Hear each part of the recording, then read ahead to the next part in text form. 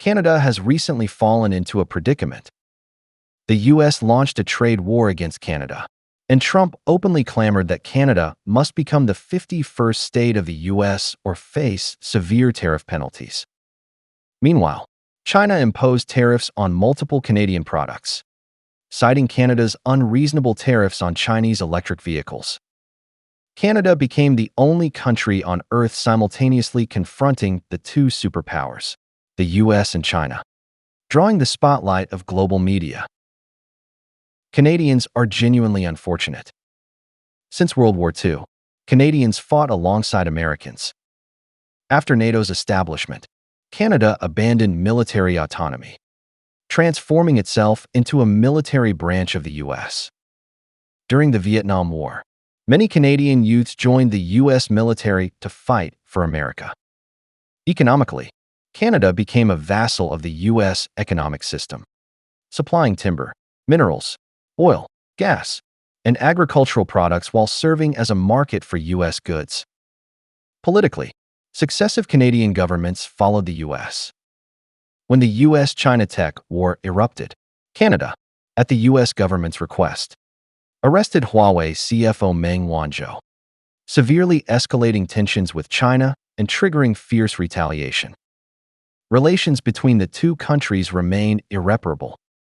Canada also supported the US Indo-Pacific strategy, sending warships to the Taiwan Strait and South China Sea for freedom of navigation operations, during which it faced encirclement and humiliation by Chinese warships. Thus, when Americans discarded decades of friendship and Trump publicly shouted the slogan of annexing Canada, Canadians felt heartbroken. Before they could prepare a counterattack, the Chinese government announced punitive tariffs on Canada. An old Chinese saying, "Beat the dog when it's down," might describe this scenario. For the loyal followers of the US, China's policy is to strike them one by one. A few days ago, the Chinese Navy sent a small fleet to circle Australia, displaying force. The Americans did not step in to support Australia, leaving disappointment. The Chinese Navy aimed to lure the US military, seizing the chance to rehearse confrontation and study American tactics. But after circling Australia, the US only sent submarines to observe from afar. Clearly, Australian dignity isn't worth the US Navy's fuel costs. Meanwhile, the Australian Navy steadfastly followed the US to the South China Sea, provoking China with freedom of navigation missions. This relationship resembles a master and a dog. When the master faces danger, a shout brings the dog rushing to protect him.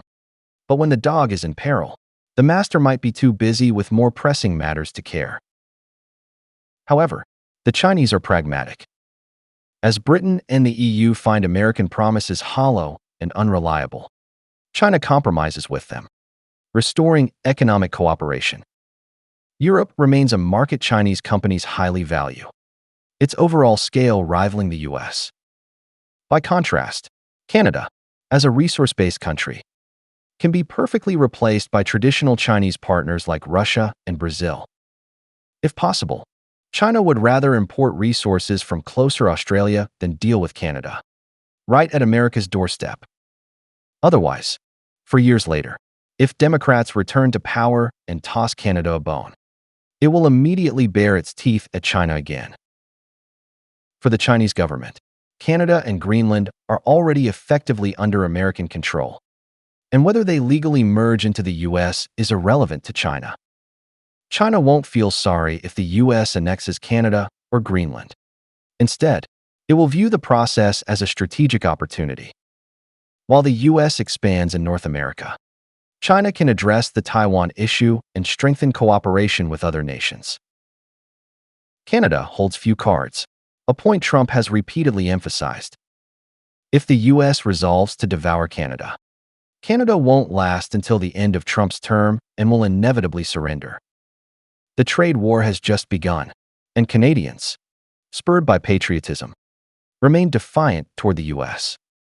Yet, as the trade war persists, if the US government intensifies its assault, causing widespread business failures, Resource-dependent provinces like Alberta might voice dissent, seeking peace with the U.S. Quebec might also seize the chance to pursue independence, further weakening the Canadian central government. In fact, except for economic powerhouses like Ontario, other provinces don't prioritize pride. They follow whoever offers more benefits, a rule that holds true anytime. If accepting U.S. rule brings more subsidies and lower taxes, why would they fight their own wallets? A U.S. passport carries no less weight than a Canadian one, and so-called patriotism is nonsense. In an immigrant nation, how strong can patriotism instilled by the education system be? Moreover, the Americans are prepared, arguing human rights trump sovereignty. The U.S., a beacon of freedom, occupying Canada aims to give Canadians a better life, not count as aggression. If that fails, they can blame China. America must annex Canada to avoid losing to a rising China, or the democratic world will fall to authoritarianism. For the sake of freedom and democracy, Canadians sacrificing national sovereignty seems justified. From Trump's perspective, his return to the White House owes much to Musk's help. He even braced for prison. After winning the election, he and his clownish team lacked effective governing strategies, relying on stoking populism and vilifying the Biden administration to take power. Their governing approach is America first. Allies exploit the U.S. and all ills stem from China. He knows his clown team won't achieve much in the next 4 years. So annexing Greenland or Canada, accomplishing either, would be his greatest political legacy. Realistically, taking Greenland seems easy, and Canada doesn't appear too hard to handle. As for America's Statue of Liberty or human beacon image, Trump doesn't care. He'd rather be a mob boss, forging his glory with allies' tears. A man burdened with dozens of felonies. He never minds others' opinions. When he says he wants to annex Canada, it's no joke. Securing Canada or Greenland would make him the greatest U.S. president of the 21st century, earning unwavering conservative support. Even after leaving office, he and his ally Musk needn't fear political retribution. Besides, he envies Putin's indefinite rule. Annexing Canada might push him to amend the Constitution for another 4 years. As a businessman and actor, he sees the presidency as a deal, a show. As long as it garners attention and wins fans, he doesn't care who gets hurt. Even if Canadians fully comply with Trump's demands now, he'll soon rip up the deal and raise the price.